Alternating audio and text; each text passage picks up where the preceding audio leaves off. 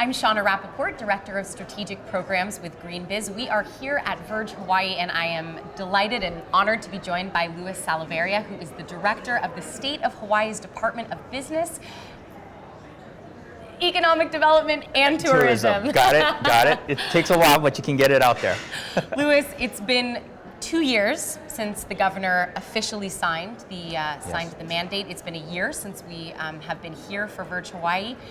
I want to just kind of kick it off by asking you, how is it going? You know, what's been challenging? What's maybe surprised you along the way thus far? Well, I think breakneck would be wouldn't be doing it any justice in terms of like how fast everything has been moving over the past 2 years since the signing of the bill mandating 100% for the state of Hawaii. You know, we've had businesses coming into the state. We've had, collaborations with other countries, other states too as well. So it's been just going gangbusters ever since the state of Hawaii, really made that commitment to go 100% renewable. What's one of the something that's unfolded along the way that's been most surprising? I think it is the amount of technology that is out there. When the state did make that commitment, we really saw a whole slew of, these are all these different types of solutions that could help Hawaii get to 100% renewable. And, our intention is to not really put all our eggs in one basket, but to take a look at what is out there and what would be the best for the citizens of the state of Hawaii. What do you mean by that, putting all your eggs in one basket? You mean that explicitly from a technology standpoint, or from a renewable resource perspective? I see. Hawaii is blessed with many different types of renewable resources, whether it's sun, ocean, geothermal, wind. Our intention is to really utilize all of those resources as we move forward. And so who, part of the efficacy of these efforts thus far, and really a big part of the spirit of VERGE Hawaii, is convening the whole ecosystem, right? It's getting everyone together and talking who might not otherwise.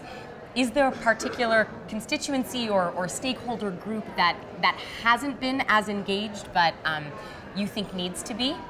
I think the general public is one of those areas where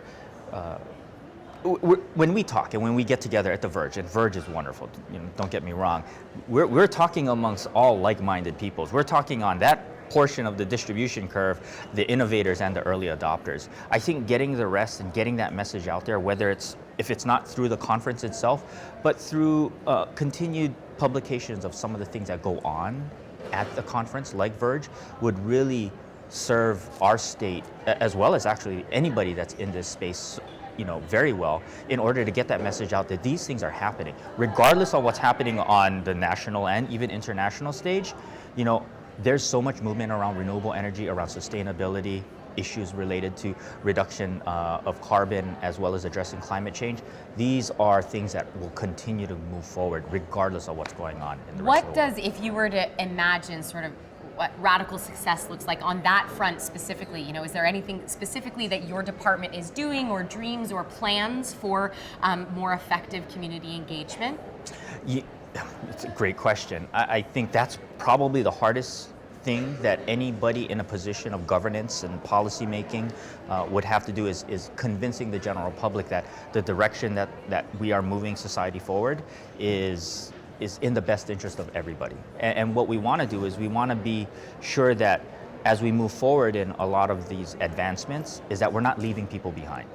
And what does that mean to you? To me, it's that everybody gets to partake in the technology as it's moving forward. I mean, technology and innovation can be... And the benefits that come absolutely. from them, right? Everybody should be benefiting. And, what we don't want to do is create gaps between the people that have technology and don't have technology. We want everybody to be able to access themselves to the technology, to the information, and to the benefits of what being renewable is all about. Well, that equity and accessibility piece is certainly something we'll be exploring here at VERGE Hawaii the next few days. I want to end with one sort of personal question. We've talked about the technologies and certainly about the policy pieces. What's your personal motivation in all of this? When you wake up in the morning and get to work in service of this mission, what is it that's driving you personally?